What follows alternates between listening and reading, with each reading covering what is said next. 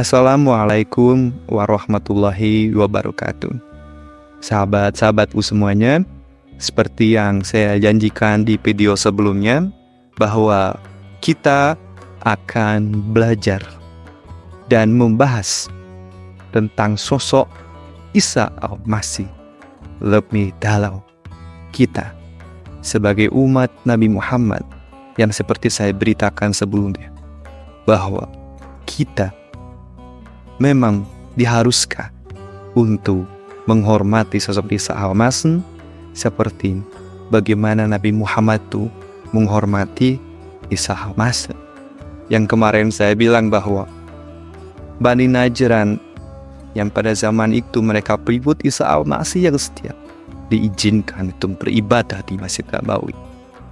Itu sulu peristiwa hebat yang menunjukkan bahwa Nabi Muhammad memberikan teladan bagi kita sebagai pengikutnya untuk juga menghormati bungkit Isa Al-Masih. Baik, Isa Al-Masih di dalam Al-Quran kita akan bahas lebih dalam.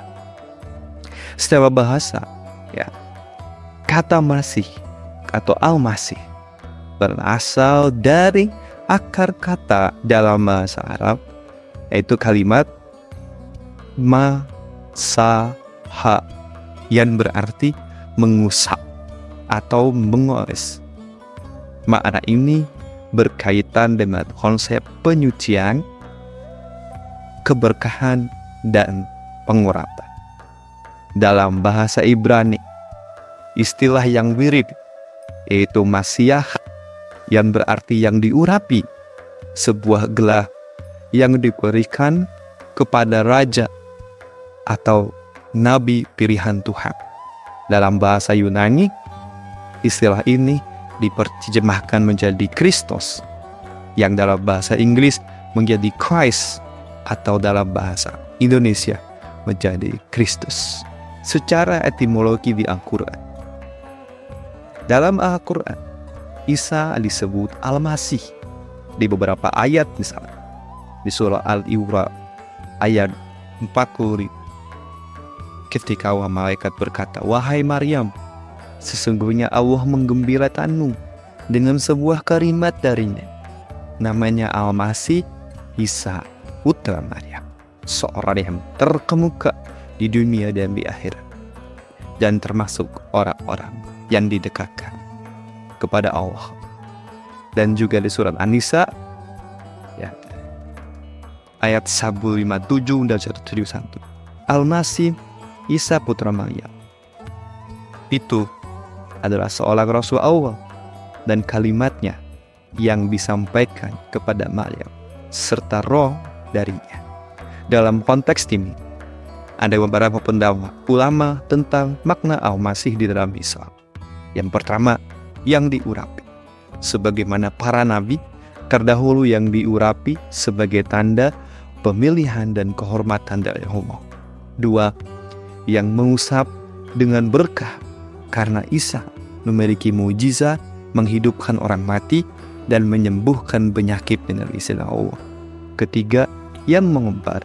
Sebagian ulama menyebutkan bahwa Masih bisa berarti seseorang yang berjalan atau yang bepergian, merujuk pada perjalanan dakwah Isa.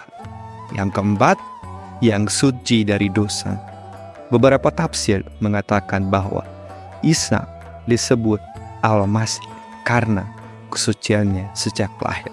Ini yang benar. Di poin keempat, ulama sepakat bahwa Isa Al-Masih itu artinya yang suci dari dosa. Itu dikarenakan apa?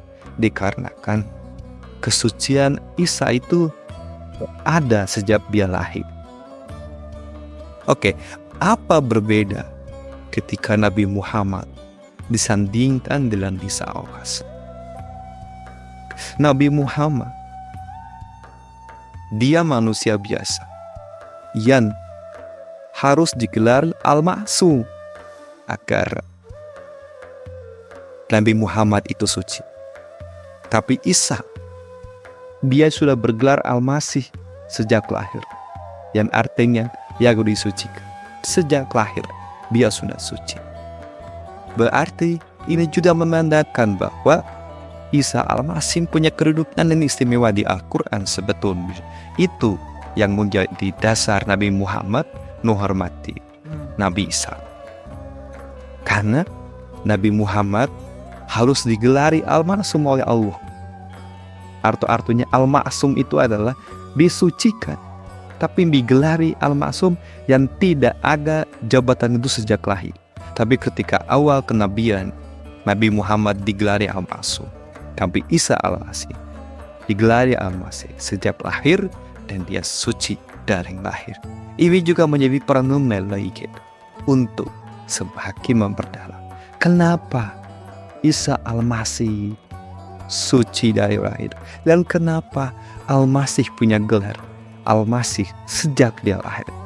Tidak digelar Al-Masih ketika dia ada di fase dewasa, atau di fase dia hampir tidak ada di muka bumi. Baik, kita akan kupas di video selanjutnya tentang siapa Isa. Terima kasih.